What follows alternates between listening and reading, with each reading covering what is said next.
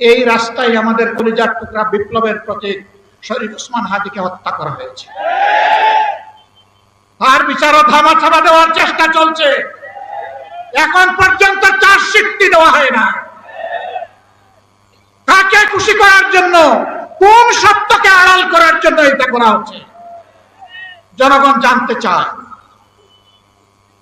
এই 21 তারিখ, মাত্র 2 দিন আগে গাইবান্ধা ইতিমধ্যেই বলা হয়েছে ছাত্র শিবিরের একজন তরুণ নেতাকে গোলাকটে স্পষ্ট দিবালোকে সেই ফেসিবাদী কায়দায় হত্যা করা হয়েছে। হ্যাঁ, হত্যা করে মানুষকে দুনিয়া থেকে বিদায় দেওয়া যাবে, কিন্তু কোনো আদর্শকে খুন করা যাবে না।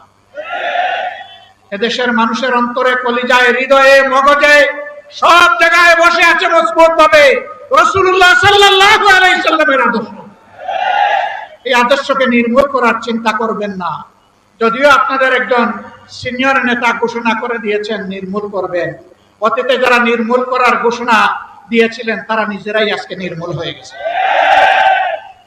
নির্মূল বেশি করবেন না, এটা এক ধরনের ভাইরাস। এই ফেসিবাদের ভাইরাস, চাঁদাবাজির ভাইরাস, দুর্নীতির ভাইরাস, দলীয় শাসনের ভাইরাস, এই সকল ভাইরাস মুক্ত করার জন্য আরেকটি বিপ্লব অনিবার্য হয়ে উঠেছে। সেই বিপ্লবের জন্য আপনারা কি প্রস্তুত? মানুষের জীবন, ইজ্জত এবং সম্পদ দেশের সীমানার জন্য আরেকবার কি জীবন দেওয়ার জন্য প্রস্তুত আছেন? বন্ধুরা, এই বয়সে আমি এবং আমরা পিছিয়ে থাকবো না, সম্মুখ সারিতে থাকবো, আড়ালে আবদালে নয়। তবুও বাংলাদেশের দিকে কাউকে লাল চোখ দিয়ে তাকাতে দেব না ইনশাআল্লাহ। কোন কালো হাত বাড়ালে সেই হাত ঘুরিয়ে দেওয়া হবে। 20 কোটি মানুষের 40 কোটি হাত এই দেশকে পাহারা দিবে ইনশাআল্লাহ।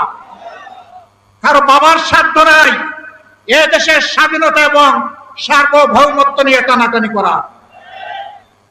মহান আল্লাহর উপর ভরসা করে আপনাদেরকে আগামীর সেই বিপ্লবের দাওয়াত আজকে দিয়ে রাখলাম। সংসদে যতদিন পর্যন্ত কথা বলার পরিবেশ থাকবে, জাতির স্বার্থে যতদিন পর্যন্ত থাকার দরকার হবে, তার বাইরে আমরা 1 সেকেন্ডও থাকবো না। যেদিন সংসদের প্রয়োজন ফুরিয়ে যাবে, যেদিন মনে হবে এই সংসদে আর কথা বলে লাভ নাই, সেদিন সেই সংসদে কথা আবিজ বলে আমরা বেরিয়ে আসবো। প্রস্তুত থাকুন সেই বিপ্লবের জন্য। অন্যায়ের সাথে কোনো আপত্তি নয়, নতুন পুরাতন কোনো ফেসিবাদ মানি না। পুরাতন পরিত্যাজ্য, নূতন ঘৃণিত, কোন ফেসিবাদ মানব না ইনশাআল্লাহ। জীবন যাবে, জীবন একটাই, সেই জীবন যাবে আল্লাহর জন্য, সেই জীবন যাবে মানুষের জন্য। আল্লাহ হাফিজ। বাংলাদেশ জিন্দাবাদ। 11 দলীয় ঐক্য জিন্দাবাদ। আসসালামু আলাইকুম ওয়া রাহমাতুল্লাহ।